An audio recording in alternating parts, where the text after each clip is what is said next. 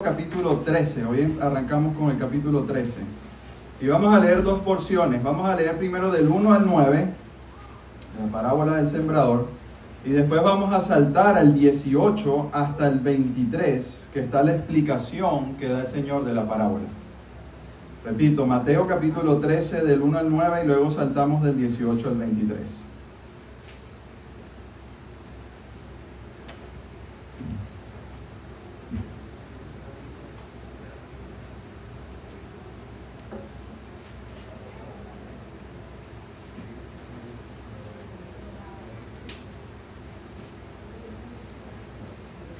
Y dice la palabra del Señor: aquel día salió Jesús de la casa y se sentó junto al mar. Y se le juntó mucha gente, y entrando él en la barca se sentó, y toda la gente estaba en la playa. Y les habló muchas cosas por parábolas, diciendo: he aquí, el sembrador salió a sembrar. Y mientras sembraba, parte de la semilla cayó junto al camino, y vinieron las aves y la comieron. Parte cayó en pedregales, donde no había mucha tierra, y brotó pronto, porque no tenía profundidad la tierra. Pero salido el sol se quemó, y porque no tenía raíz, se secó. Y parte cayó entre espinos, y los espinos crecieron, y la ahogaron. Pero parte cayó en buena tierra, y dio fruto, cual a 100, cual a 60, y cual a 30 por uno. El que tenga oídos para oír, que oiga. Seguimos en el 18. Oíd pues vosotros la parábola del sembrador. Cuando alguno oye la palabra del reino y no la entiende, viene el malo y arrebata lo que fue sembrado en su corazón.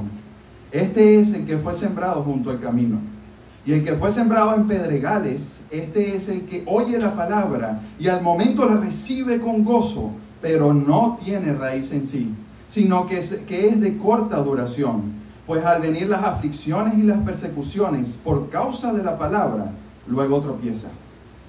El que fue sembrado entre espinos, este es el que oye la palabra, pero el afán de este siglo y el engaño de las riquezas ahogan la palabra y se hace infructuosa. Mas el que fue sembrado en buena tierra, este es el que oye y entiende la palabra y da fruto, y produce a 100, a 60 y a 30 por uno. Oremos.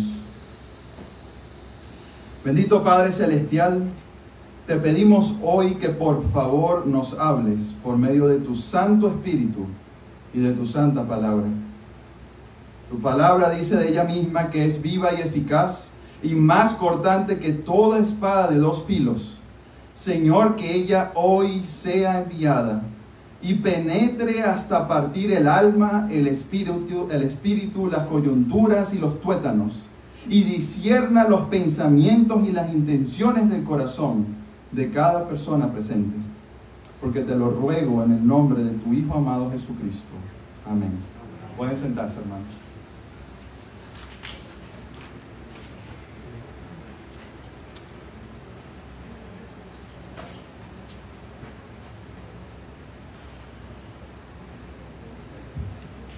En Marcos capítulo 11, del 12 al 14, se nos narra esta siguiente historia.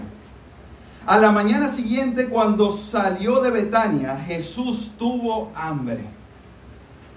Vio que a cierta distancia había una higuera frondosa, así que se acercó para ver si encontraba higos. Pero solo tenía hojas, porque aún no había comenzado la temporada de higos. Entonces Jesús dijo al árbol: que nadie jamás vuelva a comer tu fruto. Y la higuera se marchitó desde la raíz. Este relato nos revela que nuestro Señor una mañana tenía hambre. Como hombre sintió hambre y vio a cierta distancia un árbol de higos y ansiaba disfrutar del fruto de este árbol. Lo que llamó la atención de nuestro Señor en cuanto a esta higuera es que estaba frondosa, es decir, llena de hojas. Por lo tanto, se acercó con gran expectativa. Pronto su expectativa se volvería en decepción. La higuera estaba llena de hojas, pero no había ni siquiera un solo fruto que pudiera satisfacer el hambre del maestro. Amados hermanos, delante de esta higuera estaba el hacedor, aquel que había creado a aquella higuera. La única razón por la cual aquella higuera existía era que para que cuando Jesús de Nazaret pasara por allí aquel día, aquella hora, en aquel momento de la historia, ella hubiese podido satisfacer a su Creador.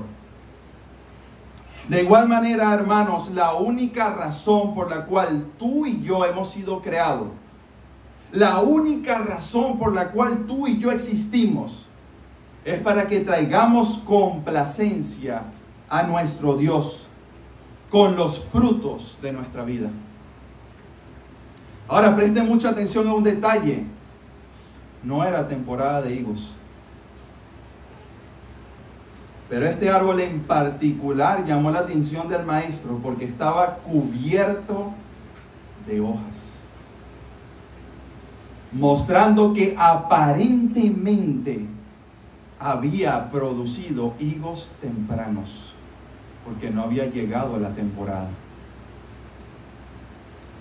Pero eran puras apariencias.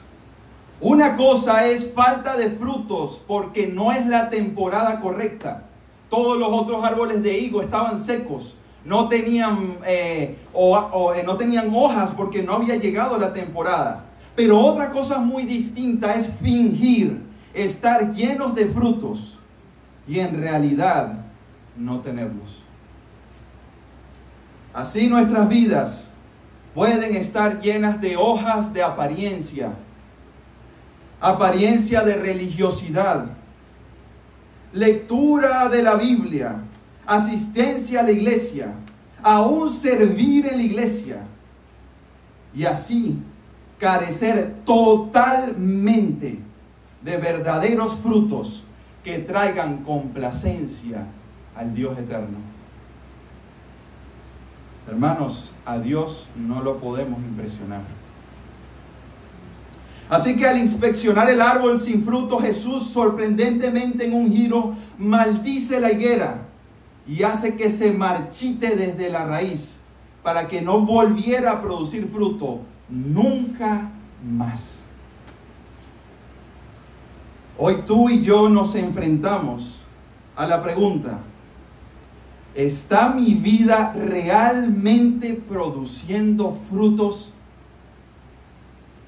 Y ante la parábola que hoy vamos a desarrollar, la parábola del sembrador, nos debemos preguntar: ¿qué tipo de terreno soy yo? Hermanos, con toda honestidad, las faltas de frutos en la vida de una persona traen desilusión, decepción y en última instancia, maldición. Por eso el título de la prédica de hoy es: ¿dónde están tus frutos? Se nos dice entonces al comienzo de este capítulo, hermanos, capítulo 13, estamos en Mateo capítulo 13, que aquel día salió Jesús de la casa y se sentó junto al mar, y se sentó mucha gente, y entrando él en una barca, se sentó y toda la gente estaba en la playa. Ahora fíjense, Jesús usó una barca como su púlpito, y allí estaban todas las personas listas para escuchar. Nos revela el texto que se tuvo que ir en una barca porque la gente se agolpaba, casi se tiraba encima de Jesús, buscando ¿qué? Sanidad, ser liberados de demonios, y algunos sabían que éste podría incluso multiplicar panes y peces. Pero Jesús había venido a predicar, a enseñar la palabra. Y se retira en una barca para que nadie pueda tocarlo, sino que solo puedan escucharlo. Puedan escuchar al Maestro. Algunos dicen que esto Daba una buena acústica para el Señor, estando a la orilla del mar y con el viento que venía para que todos pudieran escuchar. Ahora el versículo 3 dice, y les habló con muchas cosas por parábolas. Ahora fíjense, el Evangelio de Mateo se nos presentan 23 parábolas en total. En este capítulo 13 completo se nos presentan 8 de esas 23 parábolas. Y no se volverán a usar las parábolas hasta el capítulo 18. El término parábolas viene del griego parábole y del verbo parábola, que se traduce que se traduce como comparar o comparación. Una parábola compara una realidad de la vida cotidiana con una verdad espiritual. Una parábola es literalmente algo que se coloca al lado de otra cosa. De manera que las parábolas de Jesús fueron historias que se colocaron al lado de una verdad con el fin de ilustrar esa verdad. Aún así, hermanos, es importante destacar que el Señor explicó muy claramente que el uso de estas parábolas buscaban, por un lado, ocultar verdades, algunos, difícil de entender, y a su vez revelar verdades a un grupo selecto, a un grupo singular. Ahora, la razón por la cual Jesús usó parábolas no la voy a explicar hoy en detalles, porque eso se hará el próximo sermón, ¿ok? Entenderemos a profundidad por qué el Señor hablaba en parábolas. Así que hoy vamos a enfocarnos directamente en la parábola del sembrador. Hay 3 cosas que quiero señalar de esta parábola que son interesantes. En primer lugar, es una de las pocas parábolas que aparece repetida en los 3 evangelios sinópticos, Mateo, Marcos, Lucas. Los 3 presentan esta parábola. En segundo lugar, es la primera parábola que aparece en los 3. La primera que usó el Señor. Eso habla de importancia. Y en tercer lugar, hermanos, y lo más importante, es una de las únicas 2 parábolas que el Señor mismo explica. Una de las únicas 2 que el Señor mismo explica. Gloria a Dios por eso. Usted hoy no va a tener que aquí escucharme a mí intentar ver qué es lo que dice aquí. No, el Señor mismo le va a decir a usted qué significa esta parábola. Ahora, hermanos, recordemos a modo de recapitulación que el capítulo 12 termina con la escena en la cual la madre y los hermanos de Jesús fueron a hablar con él y le avisaron a Jesús: ahí viene tu madre y tus hermanos, Señor. A lo cual él dijo: ¿quién es mi madre y quiénes son mis hermanos? Y luego en el versículo 50 dice: porque todo aquel que hace la voluntad de mi Padre que está en los cielos, ese es mi hermano, mi hermana y mi madre. Y el énfasis que hizo el pastor Guedes el domingo pasado fue que un verdadero creyente, nacido de nuevo, inequívocamente debe llevar una vida de obediencia como muestra de que realmente es un discípulo de Cristo. Y hermanos, gloria a Dios por su santa palabra y por su santo espíritu, ya que hoy el Señor le seguirá hablando a su amada iglesia a través de esta parábola que está en total relación con la última cena. Hemos aprendido que cuando se repite algo en las Escrituras debemos prestar especial atención, ¿verdad? Porque el autor está queriendo hacer un énfasis. Hoy nuestro Dios está queriendo enfatizar algo a su iglesia a través de las Sagradas Escrituras. Hermanos, y cuando Dios habla, usted calla y escucha. Pero cuando Dios repite 2 veces, usted cae de rodillas, se humilla y dice: habla, que tu siervo escucha. Vamos a desarrollar 6 puntos para abarcar esta parábola, y básicamente van a ser los elementos que se presentan en la parábola. En primer lugar, la semilla. En segundo lugar, el sembrador. En tercer lugar, junto al camino. En cuarto lugar, en pedregales. En quinto lugar, entre espinos. Y por último, la buena tierra. Ahora, antes de adentrarme en la parábola y en cada uno de estos puntos, hermanos, quiero hacer hincapié en lo siguiente. Jesús le revela la interpretación de esta parábola ¿a quiénes? Solo a sus discípulos. Atención. Esta parábola no tuvo el fin de ser evangelística. Y constantemente esta parábola se usa con ese fin. Pero debemos prestar atención que Dios le revela el significado de esta parábola a sus discípulos. Eso implica que la enseñanza era para ellos, no para las multitudes. De igual manera, hermanos, esta parábola es hoy para Cristo Church. Es para la iglesia de Cristo. Así que prestemos atención. Vamos al primer punto entonces, la semilla.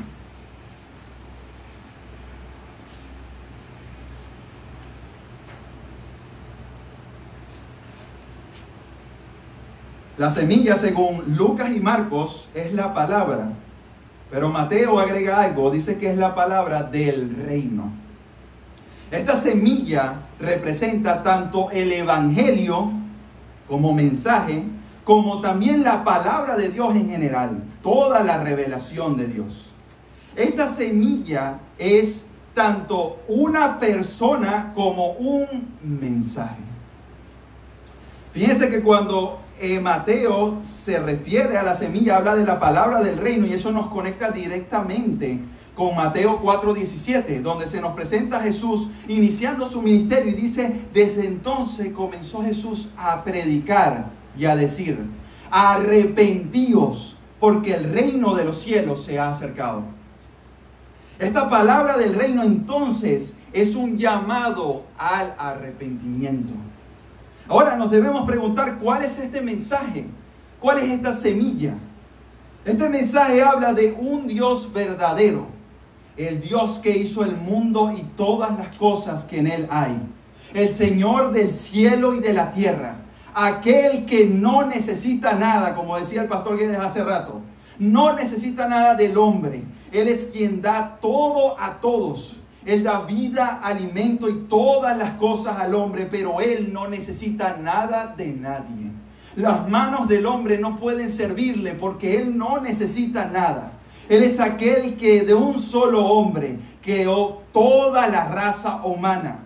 Aquel que ha determinado el día en que tú nacerías, pero también ya ha designado el día en que tú morirás y no se te agregará ni un segundo más. Es Él aquel, entonces, que habiendo pasado por alto, dice la palabra, tu ignorancia en cuanto a su existencia, en cuanto a su gloria, viviendo tú para tu propia gloria, para tus propios planes, para tu propia exaltación. Él en su gracia pasó por alto tu ignorancia, pero hoy te ordena que te arrepientas de todos tus pecados y vuelvas a Él con todo tu corazón. Y la razón que nos da la Escritura por la cual el Señor te ordena que te arrepientas es porque Él ya ha fijado un día en el cual juzgará al mundo entero con una característica: con justicia. Y ha revelado por medio de quién llevará este juicio adelante. A través del hombre que resucitó de entre los muertos. Aquel que levantó de los muertos al tercer día y ascendió al trono de gloria, Jesucristo hombre. El Padre eterno designó a su Hijo, lo envió, murió, fue sepultado y resucitó al tercer día, dando testimonio de que Él era realmente el Hijo de Dios y que Él fue el escogido por el Padre para un día volver a juzgar al mundo entero. Él un día vendrá y nos juzgará y los libros serán abiertos. Ahora, este juez, Jesucristo, el cual Dios ha designado para juzgar el mundo entero, es el mismo que un día murió en una cruz por los pecados de este mundo. Conforme a las Escrituras. Él fue a la cruz como las Escrituras habían profetizado. Desde Génesis se hablaba de Él, del Mesías prometido. Y eso se cumplió en el Hijo del Dios viviente allí en la cruz. Ahora la promesa que hacen las Escrituras es que todo el que ve al Hijo de Dios, todo el que cree en el Hijo de Dios, que realmente nació, se encarnó siendo Dios eterno, que realmente murió en una cruz por nuestros pecados, que realmente fue sepultado y que al tercer día fue levantado entre los muertos y ascendió al trono de gloria, recibe el maravilloso regalo del perdón de todos sus pecados y la salvación. Todo aquel que se arrepiente de sus propios pecados y reconoce a Cristo, recibe perdón y vida eterna. Hermanos, este es el glorioso mensaje del Evangelio. Esta es la semilla de la que se habla en esta parábola. Y por eso el apóstol Pablo decía, no me avergüenzo del Evangelio, porque este mensaje tiene poder. ¿Para qué? Para salvar. Este mensaje que acaban de escuchar es el único mensaje que puede cambiar el destino eterno de un alma.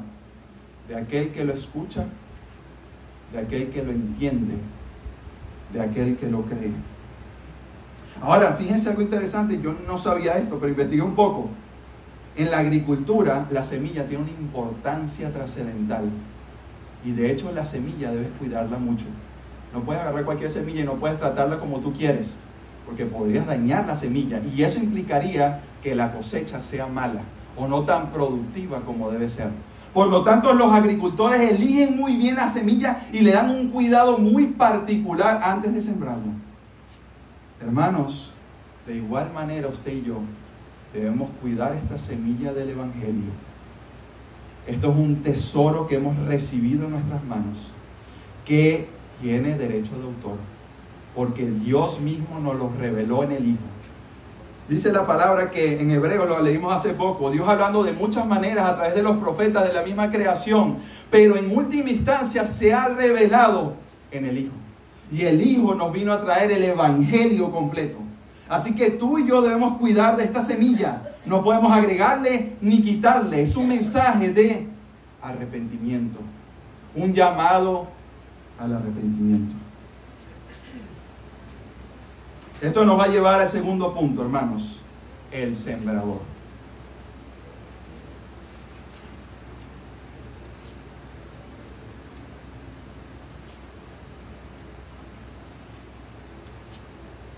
Hermanos, la labor del sembrador es definitivamente dura. El sembrador, según nos revela el Señor, es el que siembra la palabra. Este sembrador no son solo los pastores que se paran aquí a predicar la palabra, que sin duda también lo involucran, sino que es cada verdadero creyente que ha comprendido su llamado de ser un testigo de Cristo y de llevar este glorioso mensaje del Evangelio. Ahora, para poder sembrar esta semilla, ¿qué tiene que hacer el sembrador? Pues obviamente tiene que llenar su saco de semillas. Él tiene que ir al granero, buscar las semillas y llenar su saco de semillas. Y entendiendo que la semilla es la palabra de Dios, solo una persona que está llena de la palabra de Dios va a poder ir y llevar este glorioso mensaje. Va a poder ir y esparcir esta semilla y estar seguro de que no está esparciendo una semilla, de un árbol de manzanas y resulta que está esperando que sean peras. Ahora fíjense que el versículo 3 dice, del capítulo 13, he aquí el sembrador se quedó sentado para sembrar. Salió a sembrar. Salir habla de esfuerzo, habla de trabajo, habla de incomodidad, habla de sudor, habla de llevar sol, habla de esfuerzo, hermanos. Y por eso es que Romanos 10, 14, 15 nos dice, ¿cómo pues invocarán a aquel del que no han creído?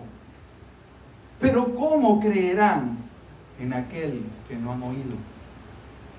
¿Y cómo irán sin haber quien les predique?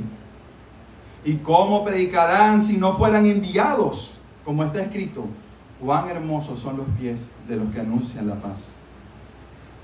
Hermanos, el sembrador está esparciendo esta hermosa semilla del Evangelio pero él no sabe en qué tipo de terreno está cayendo esta semilla. Él está haciendo su trabajo dado por Dios, la está esparciendo, pero él no sabe en qué terreno está cayendo esta semilla. La misma semilla es echada, pero hay diferentes terrenos. Y lo que nos está revelando la palabra de Dios es que hay diferentes reacciones en cuanto a esta semilla y esta predicación del Evangelio. Ahora, fíjense algo. El propósito para el cual Dios le revela el significado de esta parábola a sus discípulos, hermanos, es que Él un día iba a ascender y se iba a ir.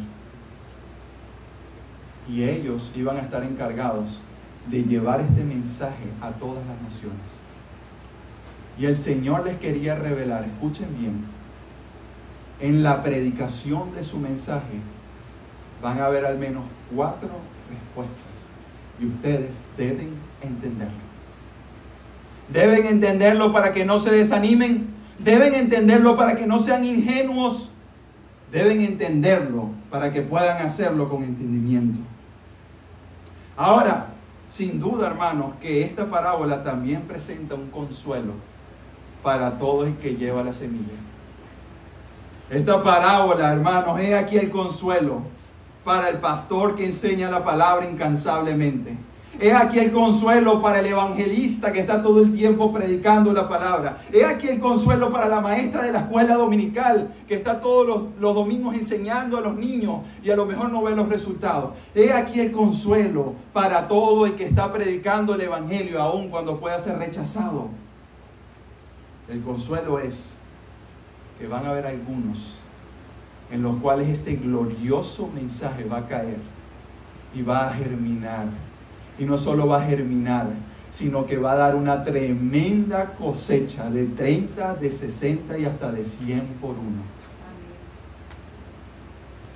Hermanos, Dios está en control de la cosecha y también también de la siembra. Y por lo tanto tenemos la seguridad de aunque no todos responderán, algunos sí lo harán. Y veremos la gloria de Dios. Y la cosecha será grande. Vamos al tercer punto. Los de junto al camino. Versículo 4 dice: parte de la semilla cayó junto al camino, y vinieron las aves y la comieron. El camino era un sendero duro, donde caminaba la gente y nada podía crecer porque el suelo estaba demasiado duro. Para el contexto romanos, estaban las calzadas romanas o la vía romana, que estaba hecha de piedra gruesa, maciza. Por lo tanto, ninguna semilla que cayera allí iba a germinar. Este terreno representa a un grupo de personas. Estas son las personas que oyen la palabra de Dios con corazón endurecidos. Y al no entender la palabra, inmediatamente, miren la descripción que hace el Señor, inmediatamente no ha caído y Satanás ya la arrebató. Una de las obras principales de Satanás es mantener a los hombres en oscuridad en cuanto a su entendimiento del Evangelio. Segunda de Corintios 4, 3 al 4 dice: el Dios de este siglo cegó el entendimiento de los incrédulos. ¿Para qué lo hizo Satanás? ¿Para qué ha cegado el entendimiento? ¿Para qué? Para que no les resplandezca la luz del Evangelio de la gloria de Cristo, el cual es la imagen de Dios. Este terreno es muy fácil de identificar. Esta persona es aquella que vino a la iglesia, escuchó y ¿qué? Se fue. Por donde llegó, se fue. Para esa persona este mensaje de Cristo es una locura. Es un olor a muerte, podredumbre. ¿Tú realmente crees que este tal Jesús existió y que realmente murió y que realmente resucitó? ¿Tú has visto a alguien resucitar? Y que además ascendió volando al reino de los cielos. ¿Tú realmente crees eso? Y estas personas probablemente, así como Festo le dijo a Pablo, te van a decir a ti y a mí tú estás loco. Las muchas letras te han vuelto loco. ¿No ha conocido usted a personas así? Los invitó probablemente a la iglesia, les habló y nunca más los vio.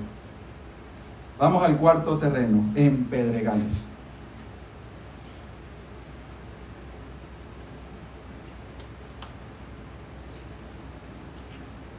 Versículo 5 dice: parte cayó en pedregales, donde no había mucha tierra, y brotó pronto, porque no tenía profundidad de tierra.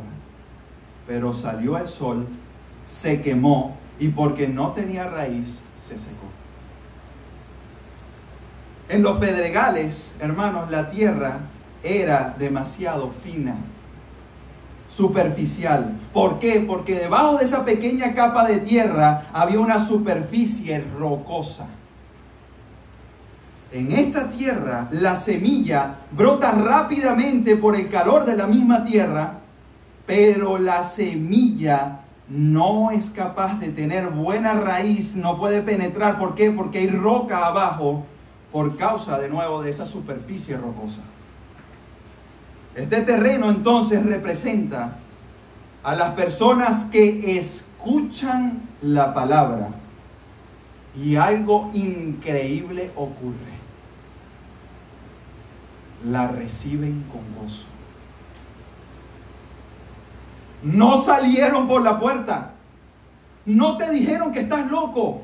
La recibieron, y no solo la recibieron con gozo, entusiasmo, y vuelvo a usar la palabra del Señor, inmediato. Este grupo de personas ahora está dentro de la iglesia. Y aquí es donde se complica esta parábola. Esa persona está sentada en la iglesia domingo a domingo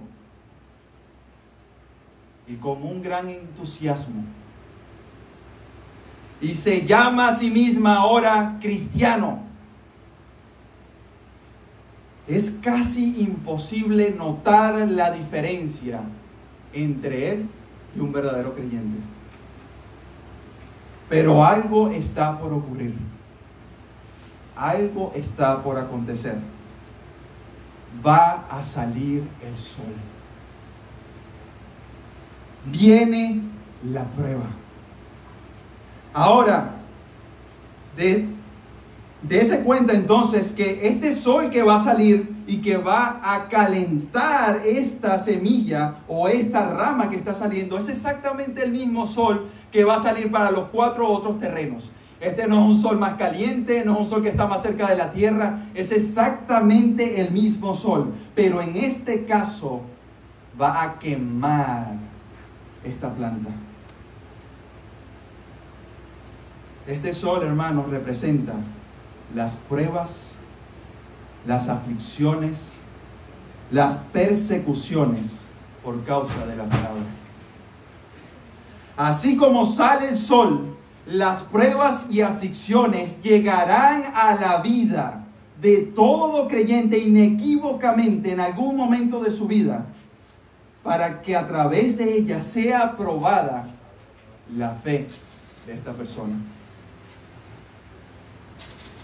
Puede venir el rechazo de tu propia familia y amigos por causa de Cristo. Puede ser que se levanten problemas en tu trabajo. Puede ser que repentinamente surja una crisis. Puede ser que pierdas algún familiar cercano. Puede ser que te enfermes o que a tu esposa le diagnostiquen cáncer. Puede ser que pierdas tu empleo. Puede ser que empiece la persecución perra contra ti.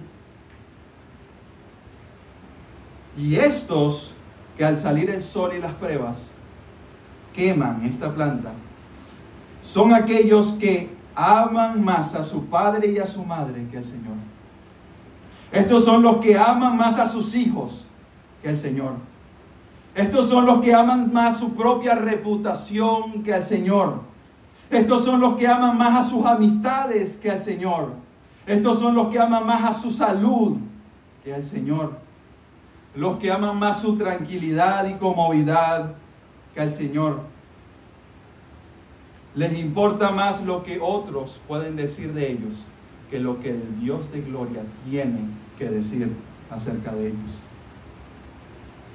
Ahora, ¿cuál es el problema de esta mata que está saliendo, de esta semilla que cayó y germinó? ¿Cuál es su problema? La Escritura nos dice que no tiene raíces profundas. Es un creyente superficial, totalmente superficial. ¿Por qué? Porque su corazón no permite que esta raíz entre y pueda arraigarse para que siga creciendo. Ahora fíjense que el sol es sumamente necesario para hacer crecer las plantas. Así, ¿verdad? Si usted estudia un poco de la fotosíntesis, usted se da cuenta que el sol es necesario, sumamente necesario para que las plantas puedan crecer.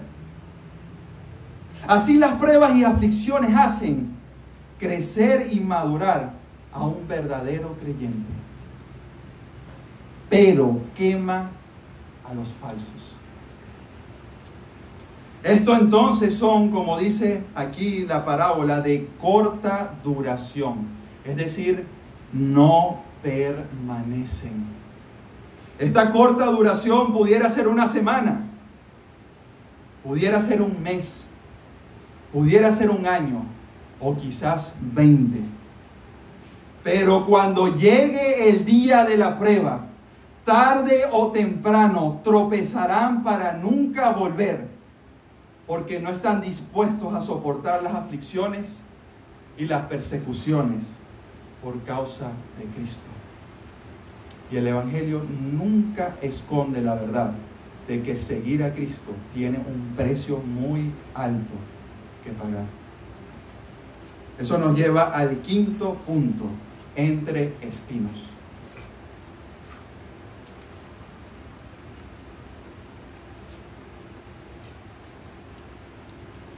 Ve allí en el versículo 7: y parte cayó entre espinos, y los espinos crecieron y la ahogaron. Entre espinos refiere a una tierra, escuche, que es fértil. ¿Sí? Esta tierra es fértil. Esta tierra no tiene el problema del terreno anterior ni el primero. No es piedra y tampoco es rocoso. Es fértil. Esa semilla puede entrar y puede hacer raíces. Y quizás el problema es que es demasiado fértil. Porque no solo crece la semilla del Evangelio, sino que crecen otro tipo de plantas, entre ellas los espinos. Ese terreno representa a las personas que escuchan la palabra y algo increíble también ocurre: la reciben. De nuevo, no salieron por la puerta de la iglesia, no te dijeron que estás loco, la recibieron. Y además este grupo es mucho más ecuánime, mucho más equilibrado, no son emocionales ni están saltando. Este grupo de personas ahora están dentro de la iglesia.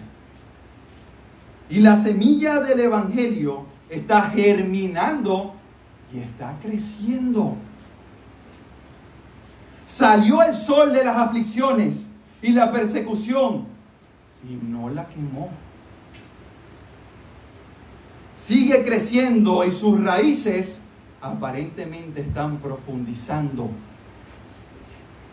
Pero algo oculto hay en este terreno. Algo está creciendo en el corazón de esta persona junto al Evangelio. La avaricia, el amor al dinero, el amor por las cosas de este mundo, el amor por su logro profesional y las preocupaciones y el afán por las cosas de esta vida, el aquí y el ahora. Estos espinos crecieron y crecieron junto a la semilla del Evangelio y ahogaron la planta del Evangelio, haciendo que la misma no llegara a producir frutos.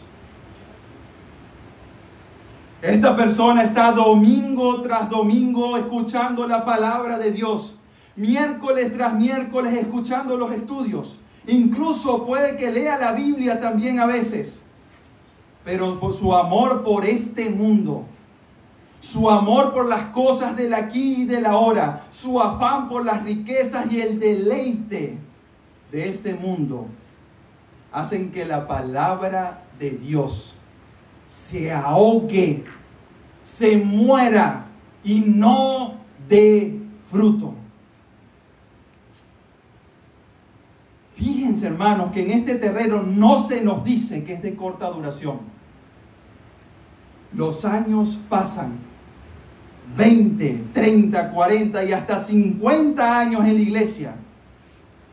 Pero en lo oculto de su corazón, donde nadie puede ver, su verdadero Dios y Señor es Mamón, el Dios del materialismo, el Dios del dinero. Debido a esto, y como nadie puede tener dos señores, entonces su vida queda totalmente infructífera.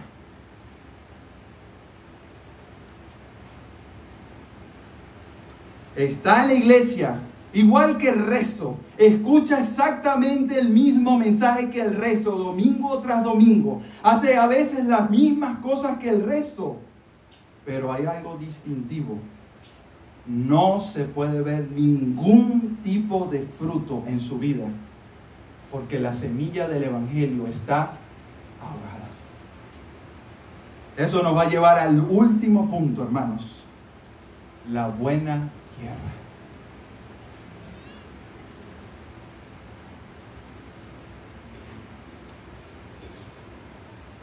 Ve ahora el versículo 23 del capítulo 13.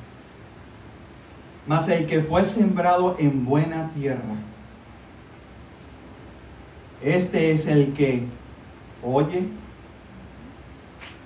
y entiende la palabra y da fruto y produce a 100, a 60 y a 30 por uno. La buena tierra que se describe aquí, hermanos, es una tierra fértil, pero a diferencia del terreno anterior, no hay espinos. Una cosecha buena y productiva crece de esta semilla y de esta rama. Este terreno representa a las personas que escuchan la palabra, igual que los otros dos terrenos anteriores, la reciben. No salieron de la iglesia, no se fueron por la puerta. Estas personas ahora están dentro de la iglesia también. Pero con el pasar del tiempo, algo único, algo hermoso, se empieza a notar de este grupo particular de personas. Se empiezan a ver frutos.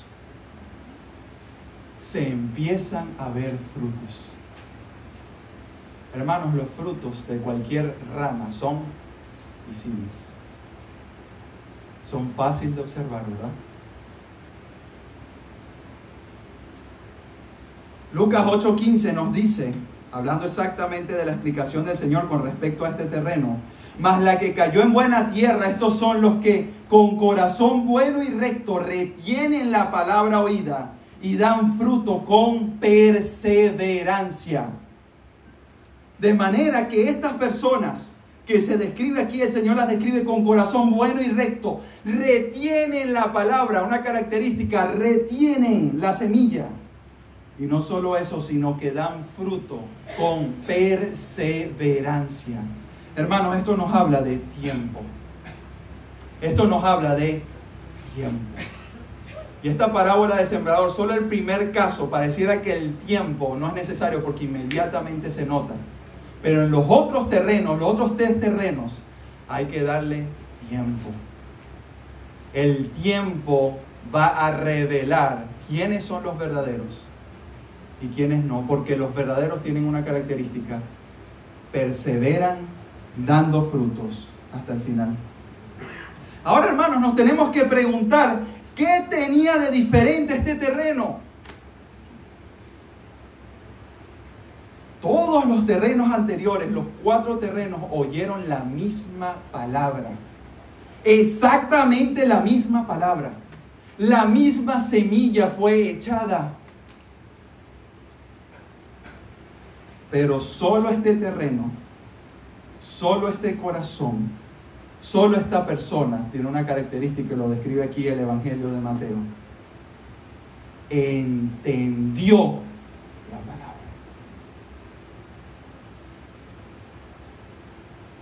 Hermanos, la palabra de Dios debe ser entendida antes de que pueda realmente producir frutos. Y solo este terreno, el último, fue el que entendió el mensaje que les prediqué. Lo entendió, comprendió. ¿Qué comprendió? Comprendió que él era un pecador. Comprendió la gloria de Dios, fue abierto sus ojos. Comprendió que se acerca un día de juicio y que no tiene nada que hacer en esta vida perdiendo su tiempo. Comprendió que su razón de existir, de vivir, es vivir para la gloria de aquel que murió por sus pecados, porque su vida en esta tierra es un suspiro. Ahora, esto nos lleva a otra pregunta. ¿Por qué entendió?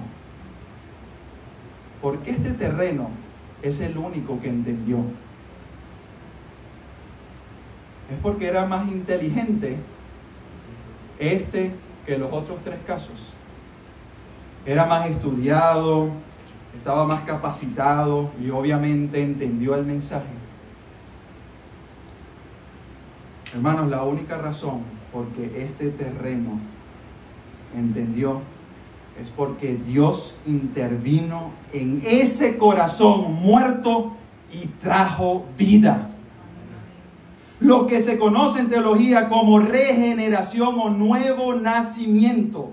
La palabra de Dios nos describe una verdad. Todos nacemos con un corazón muerto. Mira, si a usted le parece duro el ejemplo que puse del camino, de ese camino romano, de la vía romana, que era piedra, su corazón y el mío es más duro que eso. La palabra de Dios dice que nuestros corazones desde nacimiento son como una piedra. Allí no penetra nada.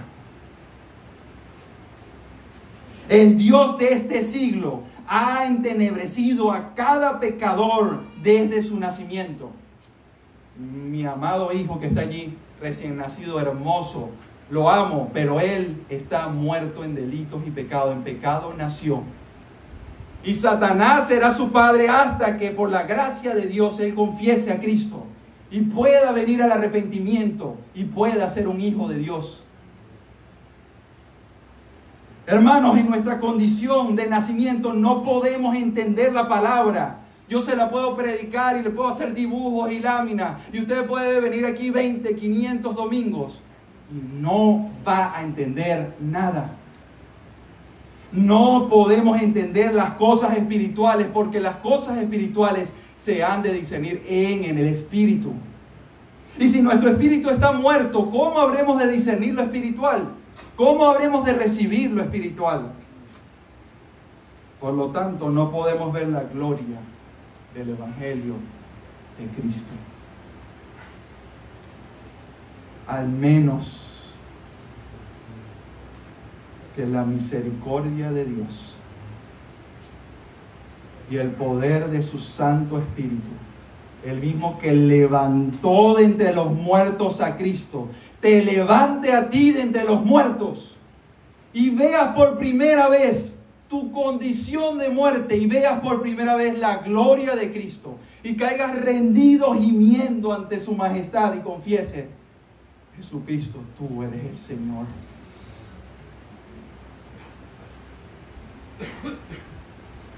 Una vez me enseñaron en Venezuela, hice un taller de un fin de semana completo que me dijeron: esos terrenos tú tienes que trabajar para cambiarlos.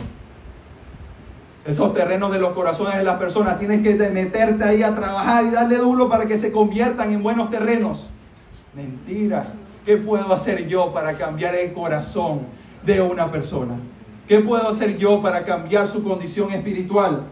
Dios es el único que puede intervenir y dar un nuevo corazón. Un corazón de carne y quitar el corazón de piedra. Para que entonces la gloriosa semilla del Evangelio caiga y puedas recibirla, y puedas entenderla, y puedas creerla. Ahora entonces, ¿cómo sabemos que este terreno realmente entendió? Por sus frutos. La evidencia que da la palabra de Dios son sus frutos. Solo los que han nacido de nuevo pueden dar frutos. Solo los salvos darán verdaderos frutos con perseverancia. Hermanos, estos frutos no son para nosotros mismos. Y esto es maravilloso. El Señor no necesita nada de ti y de mí, pero Él quiere deleitarse en ti. Él te ha salvado en Cristo y anhela en su corazón que tú seas más como el amado, del único del cual se dijo: este es mi Hijo amado en quien hago complacencia. Hallo complacencia en Él. El Señor quiere complacerse en ti. ¿Cómo es posible que este Dios eterno se quiera complacer en mí? Él quiere complacerse. La única manera de que Él se complazca en ti es que tu vida produzca frutos. Él anhela venir a acercarse a ti y tomar frutos de ti y alimentarse y deleitarse de ese fruto. Ahora fíjense que el resultado de este acto de salvación de Dios, el resultado de este nuevo nacimiento, ¿cuál es? Los frutos. No es al revés. No es que procuramos hacer cosas, no es que procuramos obedecer, no es que procuramos llevar frutos para poder alcanzar la salvación, no. Sino que cuando realmente el mensaje del Evangelio ha llegado a tu vida y tú has nacido de nuevo, entonces produces fruto. Y la parábola nos dice que hay 3 tipos de producciones. Algunos producen a 30 por 1, algunos a 60 por 1 y otros a 100 por 1. No todos los creyentes producen igual. Pero si usted medita, el más pequeño, 30 por 1, por cada semilla 30, usted dice: wow, esto es una buena producción. En cualquiera de los 3 escenarios fueron abundantes, fueron evidentes. Ahora finalmente debemos preguntarnos: ¿cuáles son estos frutos entonces? ¿Cuáles son estos frutos de los cuales anhela el Maestro deleitarse? Y ya en Mateo 3, 8 al 10, Juan el Bautista nos los había revelado. Mateo 3, 8 al 10. Haced pues frutos dignos de arrepentimiento. Y luego dice: y no me vengan a decir, esta es mi traducción, nosotros somos hijos de Abraham, porque les digo que Él podría levantar hijos de Abraham aún de estas piedras. Y luego les dice: ya el hacha está puesta a la raíz. Por lo tanto, todo árbol que no da buen fruto es cortado y echado al fuego. Oh hermano, no pienses en decir hoy: es que, espérate, yo tengo toda mi vida en la iglesia. Es que mis papás son cristianos. Es que yo he leído la Biblia ya como 3 veces. Hermano, no mire eso. Mire su vida y puede usted ver de una manera evidente frutos dignos de arrepentimiento. Esta expresión, frutos dignos de arrepentimiento, habla de una vida transformada.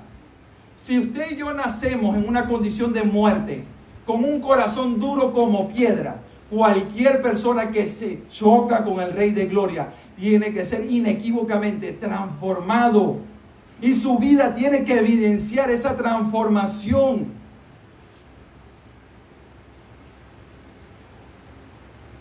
Hermanos, estos frutos son un amor real y genuino por Dios. Ningún hombre nace con tal amor. Estos frutos son intimidad real con Dios.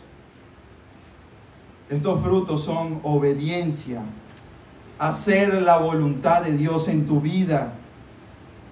Cosas simples, prácticas que están en la Escritura. El pastor Guedes constantemente nos cita Efesios. Nuestra vida como esposos, Dios nos manda amar a nuestras esposas. El padre se deleita cuando hay un esposo que ama a su esposa. Es como un fruto delicioso que puede comer. Las esposas respeten a sus esposos. Ese es un fruto evidente de que Dios está obrando en tu vida. Empleados, honren a sus jefes. Hijos, honren, respeten, valoren a sus padres. Hermanos, estos frutos son ser más como Cristo. Te pregunto nuevamente esta mañana, ¿puedes ver con el pasar del tiempo que tú eres más y más parecido al amado? Otro de estos frutos inequívocos, primera de Juan, es un amor real y genuino por los hermanos. Genuino y genuino. Finalmente, Gálatas 5, 22 al 23 dice que estos frutos son amor, gozo, una vida de paz y de paciencia, una vida de benignidad, no conflictiva, no impaciente, no todo el tiempo en conflicto, una vida de bondad con otros y de amor, una vida de mansedumbre, no de arrogancia, de conflicto y de lucha, una vida de templanza, es decir, dominio propio, control. Y te digo nuevamente, ¿puedes observar estos frutos en tu vida? Hermanos, pero alabado sea el Señor, que también el Señor nos dio una parábola que quiero citar para cerrar esta mañana. En Lucas 13, 6 al 9, dice la palabra, que tenía un hombre una higuera plantada en su viña y vino a buscar fruto en ella y no halló fruto. Puede ser que esta mañana la palabra de Dios te esté confrontando, como me confrontó a mí preparándolo. Vino y no halló fruto. Versículo 7. Y dijo el viñador, he aquí, hace 3 años que vengo a buscar fruto. 3 años en esta higuera y no lo hallo. Córtala. ¿Para qué me está inutilizando también esta tierra? ¿Para qué está ocupando un espacio ahí en la iglesia? Él entonces, respondiendo, le dijo, Señor, déjala todavía este año, vamos a darle un año más, hasta que yo cabe alrededor de ella. Y además la voy a abonar. Y si diere fruto, gloria a Dios, no la cortamos. Y si no, entonces córtala. Hermanos, no debemos jugar con la paciencia de Dios, pero es una verdad que nuestro Dios es lento para la ira y grande en misericordia. Y hoy nuevamente en su amor y en su gracia nos llama a Él. Nos llama a Él. Y la única manera de que tú y yo podamos producir fruto es con Juan 15, 5. El que permanece en mí, dijo Jesús, y yo en él, producirá mucho fruto, pues separados de mí nada podéis hacer. Hermano, ven a Cristo, ríndete a Él y verás cómo tu vida empezará a producir frutos en abundancia. Oremos. Padre, gracias por tu palabra. Es mi profundo anhelo que esta semilla haya caído en buena tierra y que esa semilla produzca abundante fruto para la gloria de tu nombre y la gloria de tu Hijo, en cuyo nombre oro. Amén.